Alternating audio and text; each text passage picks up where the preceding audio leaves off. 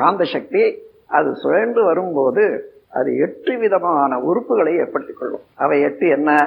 உடல், உயிர், சிவகாந்தம், கருமையம், மூளை, உள்ளம், மனம், புலன்கள்.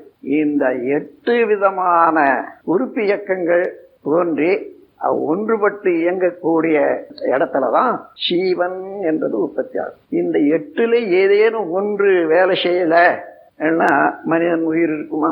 அதனால உடல், உயிர், சிவகாந்தம், கருமையம், மூளை, உள்ளம், மனம், புலன்கள் 8ம் இணைந்ததுதான் சிவன். கடல், நிலம், ஆகாயம் 3லும் வாழ் உயிர்கட்கு கணக்கெடுத்த 8ல் ஒன்று விளங்கவில்லை என்றால் விட வேண்டும் ஜீவன் என்ற பெயரே அதற்கு. இல்லையானால் ஜீவன் இல்லை, அதுக்கு சடப்பொருள்.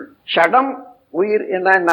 அதாவது சடம்னா சடைன்னு சொல்லுவாங்களே, அதுல ஓட்டம், ஸ்னிக்த ஓட்டம், நீர் ஓட்டம் இல்லை, அதான் சடையா போகுது. அந்த மாதிரியான உள்ள பொருட்களை சடப்பொருள்னு சொல்லுவோம். ஆனா அதிலிருந்து நீ உயிர் ஓட்டம் இருந்து அது எல்லாத்தையும் இணைச்சி இருக்கக்கூடிய காந்த ஓட்டம் வந்துட்ட பிறகு அதுதான் உயிர் ஓட்டம் என்று சொல்றோம்.